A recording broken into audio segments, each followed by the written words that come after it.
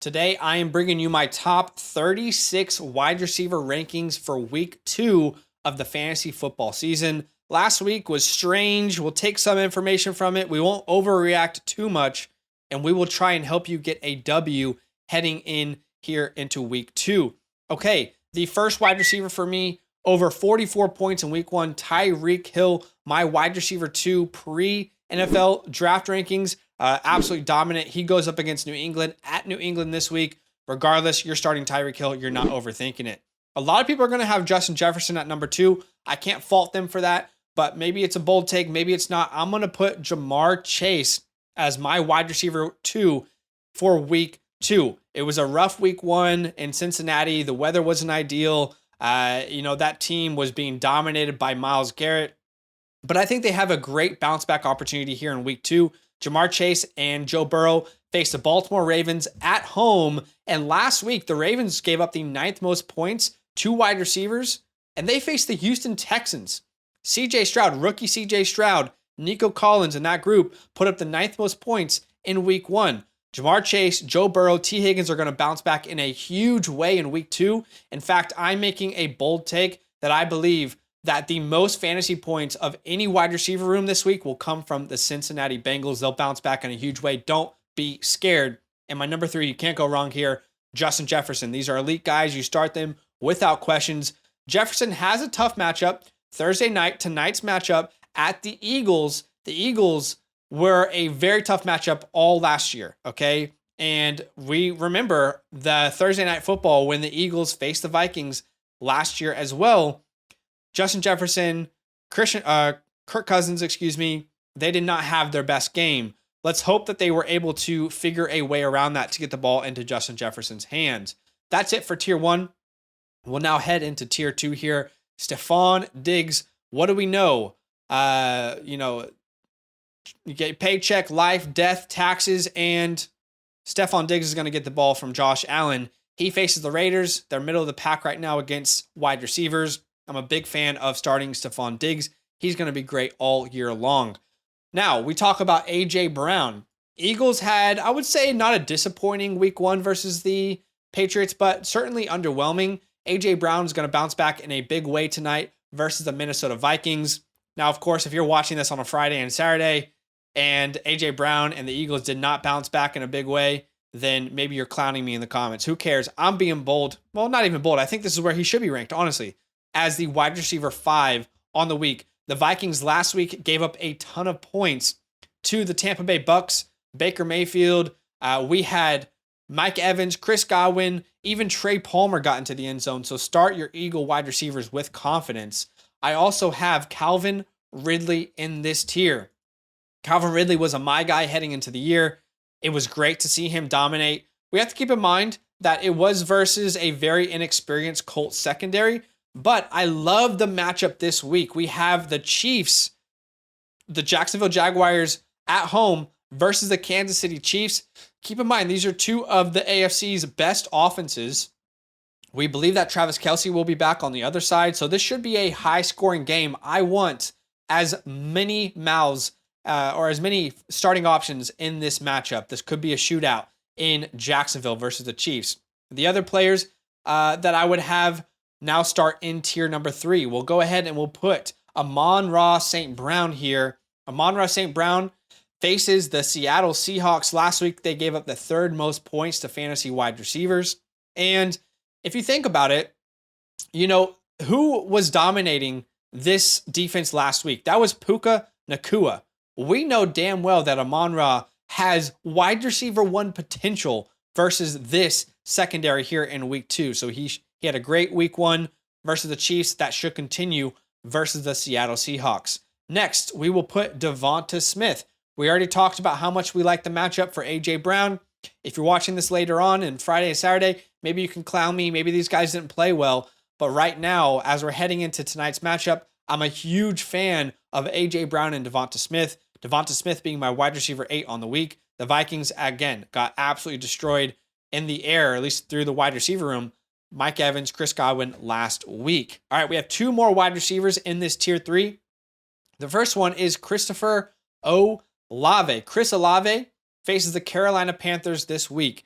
It's a divisional game, and we need some context, okay? Because as it currently stands, the Panthers are the best defense against wide receivers, meaning it's the worst matchup technically for Olave based off points given in week 1. What's the context there? The context is that in week 1, the Carolina Panthers faced the Atlanta Falcons, and the Atlanta Falcons decided to give their wide receiver one target on the entire game because they ran the ball as much as they possibly could. They were up. That is not going to be the case here versus the Saints in week 2. Olave is a fine start. Do not be worried about this matchup. JC Horn will not be playing. He's dealing with an injury. This is going to be a huge day for Chris Olave, and the Panthers will not be the best defense versus wide receivers after week 2. We will also put CeeDee Lamb in this tier. Now, if we're looking at season-long, I'll have CeeDee Lamb ahead of everyone in this tier easily, but this is a pretty tough matchup. I think the Aaron Rodgers situation is very disappointing, but the Cowboys facing the Jets, I think what we can all agree watching that Monday Night Football game is this defense is a legit Super Bowl type defense. Sauce Gardner, the rest of the secondary there, Quentin Williams. I mean, this is a legit defense they have over there in New York. So I'm slightly lowering my expectations for CeeDee Lamb in his week 2 matchup versus the Jets. I think he'll be better than what he was in week 1. Keep in mind, in week 1, the Cowboys just did not need to throw the ball. They were up huge. There was really no reason for them to throw the ball and put it in harm's way. They had that matchup locked up early and often. CeeDee Lamb finished with 4 catches for 77 yards, only 11.7 PPR points. We think he's going to be more necessary here in week 2. Start him with confidence. All right, let's go into tier 4. This is where I would put Jalen Waddle. Jalen Waddle faces the New England Patriots. We talked about that with Tyreek Hill. Now, not every week is going to be Tyreek Hill scoring 44 points, right? Jalen Waddle is going to get in on that action. He's going to get his. He's going to be just fine. You start Jalen Waddle with confidence.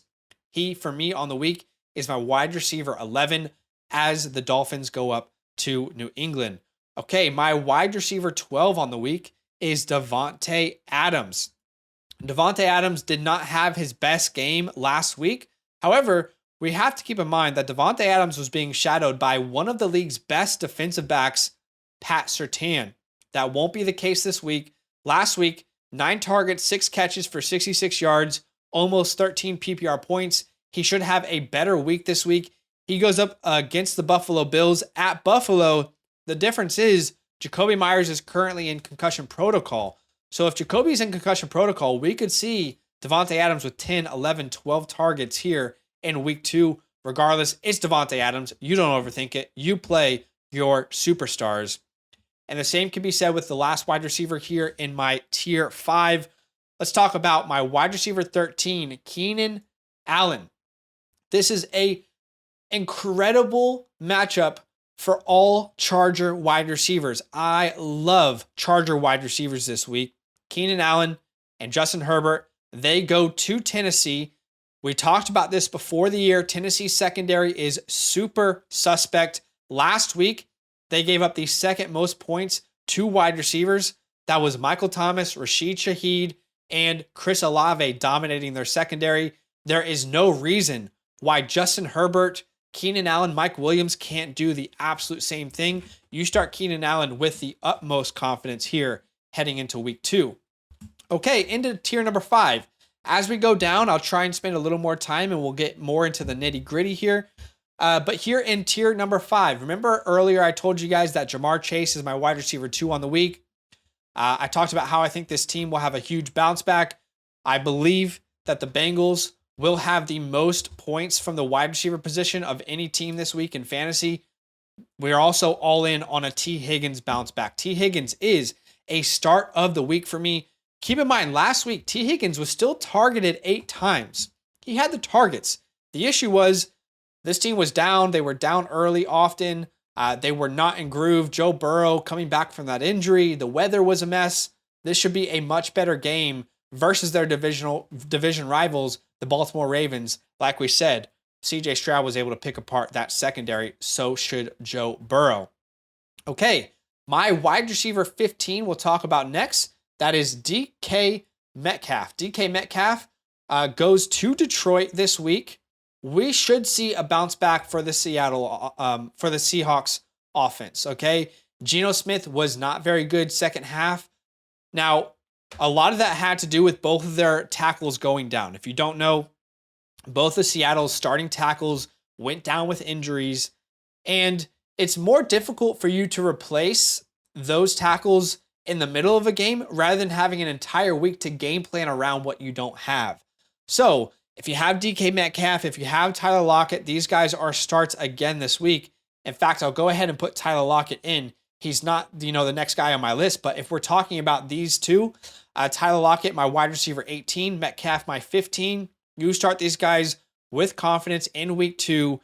Now they will have an entire week knowing that those tackles won't be available. They'll know how to game plan around it. Geno should be much more comfortable here in week 2.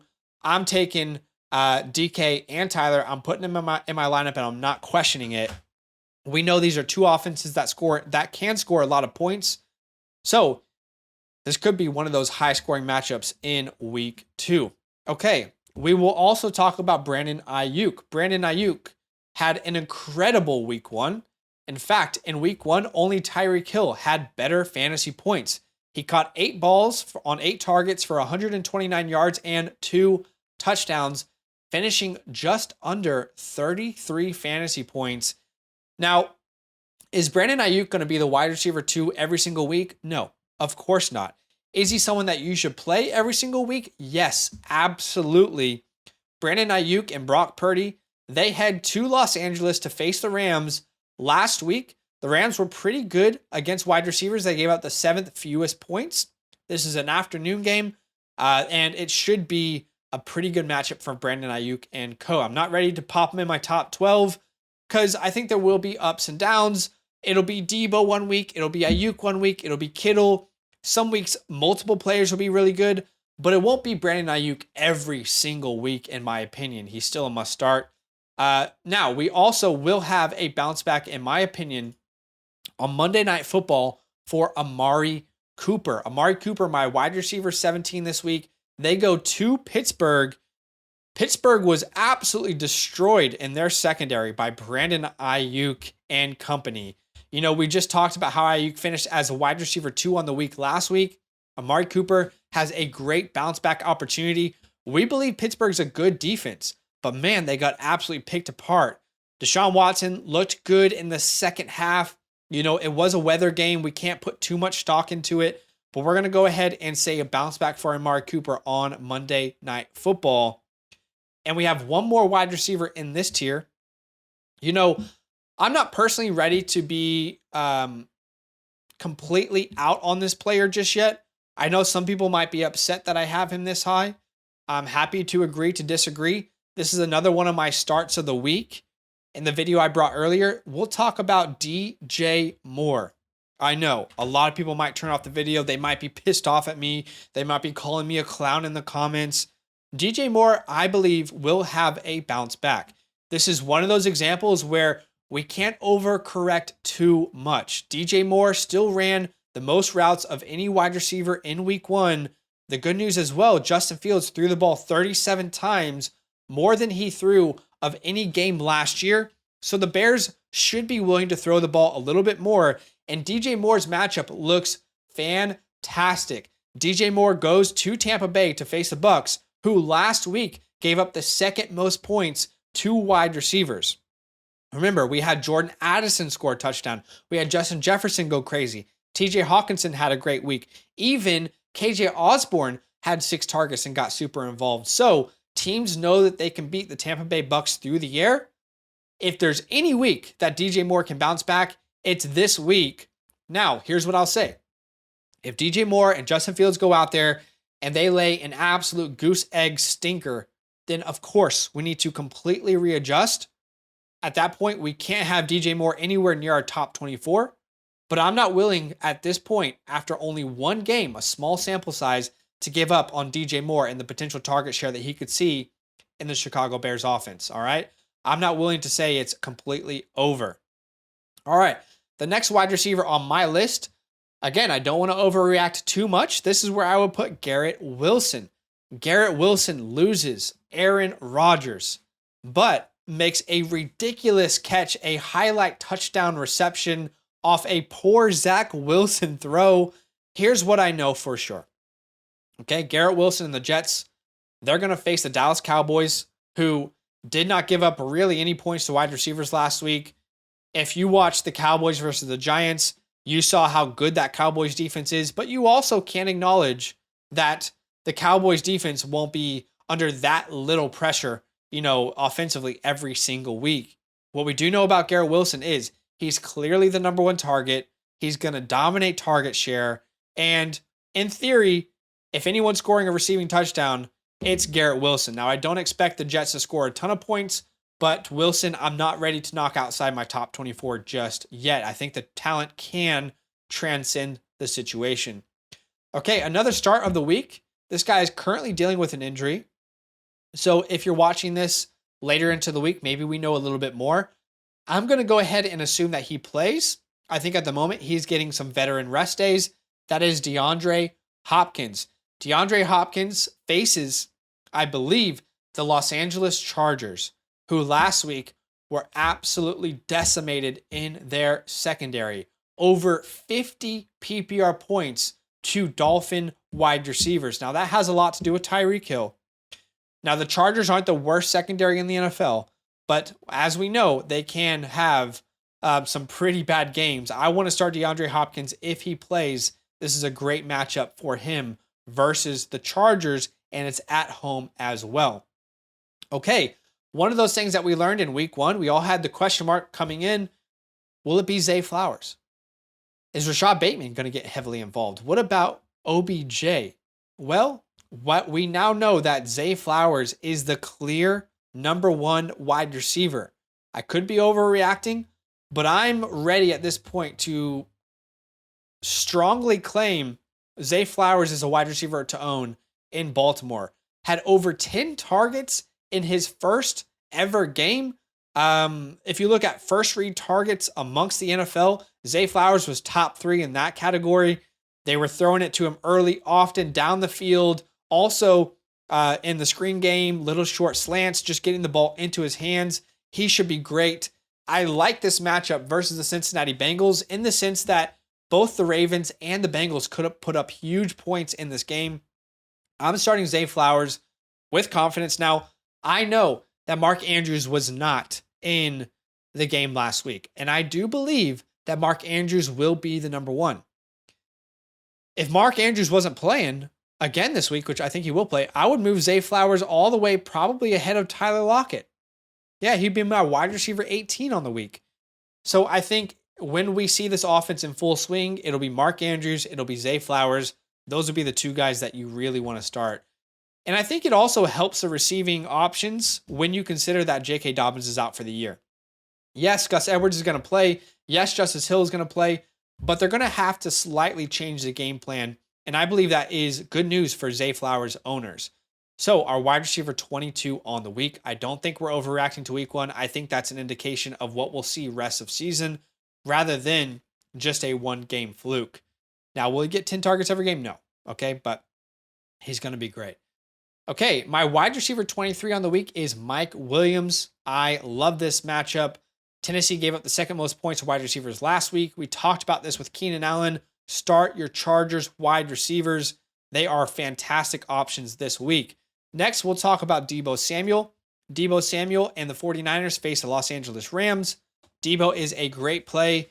In fact, I'm sitting here willing to admit that Deebo and Ayuk probably shouldn't be that far apart. They really probably shouldn't. I would not be surprised this week if Deebo Samuel outscores Brandon Ayuk.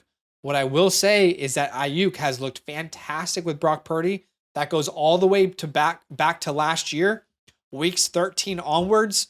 Deebo Samuel was the one who took a big hit in his production compared to the likes of Kittle, CMC, Ayuk. So I'm not saying that that trend is reliable. What I am saying is at the moment, I'd rather start Ayuk, but I would not be surprised at all if Deebo ends up outscoring him this week. Okay, and we have two more wide receivers to add to this tier. We'll go with the Buccaneer wide receivers, Mike Evans, Chris Godwin. Now, do I expect them to be that good every week? No. I have lower expectations on a weekly basis, but it's good to see that Baker Mayfield was very competent. Mike Evans, I think he had 8 targets in week 1. Mike Evans did, 10 targets, 6 receptions, 66 yards, and a touchdown, over 18 points. Now, Chris Godwin also had a fine day. He had 5 receptions for 51 yards on 6 targets. What we do know is that this team is going to be comfortable allowing Baker Mayfield to throw the ball, and that's good news. The Bucs go up against the Chicago Bears in week 2. I am comfortable starting up your Bucs wide receivers. Okay, let's get into the nitty-gritty now here with tier number 7. It's going to get a little more interesting here. There's going to be a little more hate in the comments after this point onwards, and I'm prepared for it. Okay, my wide receiver 27 on the week, Michael Pittman Jr. We have to go ahead and admit that we may have been wrong on Michael Pittman Jr. Okay, before the year, I had some serious concerns about this offense and specifically about the volume they would see through the air. I felt like this would be one of the league's highest rushing volume offenses. Now, they threw the ball quite a lot in week 1, and Michael Pittman was a huge, huge part of that. I mean, he had a massive game. He finished as a wide receiver 8, I believe, 8 catches for 97 yards and a touchdown. What I will say is the touchdown did come on a broken screen pass. I would say 9 times out of 10, that play does not go for a touchdown. And a lot of the receptions came in the second half when the team was down. If you had Michael Pittman in the first half, you were absolutely panicking Skywalker, okay? But in the second half, Michael Pittman got most of his points. I'm not sitting here claiming that he's going to be bad.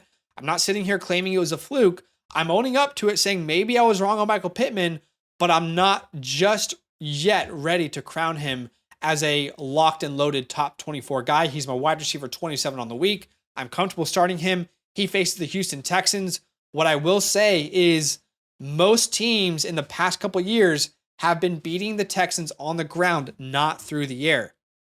Even last week, remember, we had Lamar Jackson, Zay Flowers, but where did most of the points come from? It came from the ground. J.K. Dobbins, Justice Hill, Gus Edwards, right?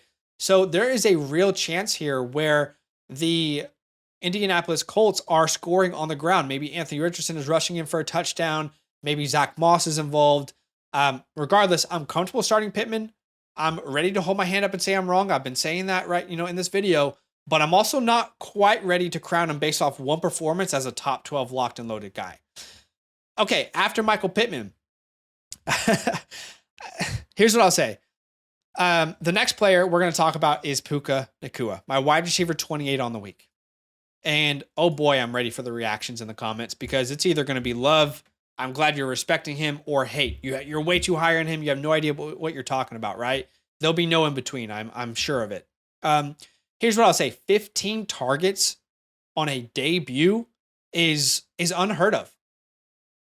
For a 5th round pick, the amount of yards that Puka put up, only 2 players have done that in history, in the 100+ years of the NFL.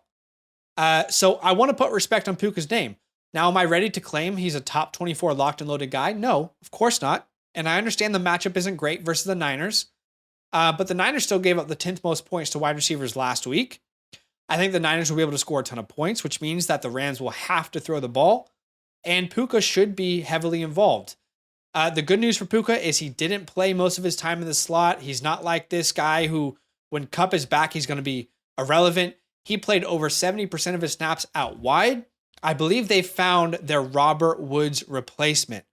So I'm not going to be someone who scoffs at this performance, goes, it doesn't mean anything. You don't start Puka under any circumstance. But I'm also not going to be someone who's like, he's top 12. You have to play him. I understand the matchup isn't great, but I'm willing to put Puka Nacua out there over quite a few wide receivers heading into week 2. I cannot ignore what he did and how good he looked. Okay, you can hate me for it. That's fine. Next, we'll talk about Jordan Addison, my guy this year. Doesn't have the best matchup, but we saw how explosive, how good of a route runner he is in week 1. may not play in 2 wide receiver sets, but when there's 3 wide receiver sets, he should play. And with James Bradbury being out, it could be good news for Jordan Addison. Okay, next we have Christian Watson. Why is he ranked this low? He's ranked this low because I don't even know if he's going to play this week, okay? If Christian Watson plays this week, I'll go ahead and I'll put Christian Watson probably right ahead of Chris Godwin. But at the moment, I don't know that he plays. Christian Watson and the Packers go up against the Atlanta Falcons in week 2. It should be a fine matchup. Next, we'll talk about another start of the week for me, Michael Thomas. Michael Thomas looked great in week 1. He really did. Was getting open. Derek Carr was finding him. He had a fine game. Now he goes up against the Carolina Panthers, who I believe is a good matchup, despite in week 1 them giving up the fewest points to the position. I think that has more to do with the Falcons and their game plan than it does with this secondary. We talked about J.C. Horn being out. I think Michael Thomas is a great play here in week 2. And the last guy in this tier is George Pickens. Now, George Pickens goes up against the Cleveland Browns. Oh, I got to catch my breath. Let's talk about Pickens for a second. A lot of people are going to have him higher than me, and I understand. They'll say Deontay Johnson is out. Pickens is going to get an uptick in targets. That's one way to look at it. The other way to look at it is if I'm the Cleveland Browns, I don't have to think about Deontay anymore. I'll let Allen Robinson get targets. I'll let Calvin Austin get targets. I'll let Pat Freiermuth get targets, but we're shutting down George Pickens. Our game plan is shut down the run, shut down George Pickens, and get in Kenny Pickett's face. So I personally don't think that this is the slam dunk that other people do. He's my wide receiver 32 on the week. Fine to start him if you don't have a better option, but Cleveland looked really good last week. Denzel Ward could be on him. And Myles Garrett is going to be causing absolute havoc for Kenny Pickett. So I'm not sold on Pickens as any sort of top 24 play myself. Okay, let's get into tier number 8 here. Jahan Dotson, Terry McLaurin. Not a huge fan of this matchup versus the Denver Broncos. I have Jahan ahead of Terry because I believe that Terry will get the Pat Surtain treatment. So maybe Jahan Dotson has some sort of exciting play if they focus all their efforts on Terry McLaurin. Now, this is where I would put Jerry Jeudy as my wide receiver 34. That's assuming that he plays. I don't know if he plays. We'll have to wait and find out if he's going to play. If he does, he will be the number 1 target for Russell Wilson and Sean Payton. After that, I have another start of the week, Nico Collins. Don't be scoffing at Nico Collins here. You can hate me all you want, but only 5 wide receivers had more targets than Nico Collins in week 1. Now Nico Collins goes and faces the Indianapolis Colts, who last week gave up the 7th most points to fantasy wide receivers. An extremely suspect secondary. They lost Stephon Gilmore. They looked like they were struggling last week versus Zay Jones and Calvin Ridley. I'm starting Nico Collins, one of my starts of the week. And to finish off the list, we have Brandon Cooks, Christian Kirk, and Zay Jones. Now, I only have a little bit of time before my video stops playing here. So I'll just quickly say if Brandon Cooks plays, I'm comfortable to play him. Last week, keep in mind this team did not need to pass the ball. They were up big. The Giants didn't score a single point. Brandon Cooks will be better. As far as the Jags wide receivers, I do believe Zay Jones will continually be involved, but I don't think that Christian Kirk is going to be limited to 2 targets every single week. I think he'll be more involved. And to be honest, between these 2 guys, I could see them flip-flopping. Ridley's the number 1, and between Kirk and Jones, one guy will give you a good week. One guy's going to disappoint you on a weekly basis. What I will say is they're ranked this high because of the matchup. They face the Chiefs. I like that. I think that should be a high-scoring game. So do me a favor. Go ahead and drop a like. If you want to have access to my rankings, then go ahead and use the promo code LAND at the Flock Fantasy website. You can see my rankings, every position. I update it when any injuries happen. Outside of that, drop a like. I talked a lot. And go get your W here in week 2. Now that those idiots are done talking, who needs some rankings? Hell yeah, I need some rankings. Then use promo code LAND, LAND, for 30% off any membership at flockfantasy.com. Oh. It's so easy. Even your grandma could scan that QR code right there.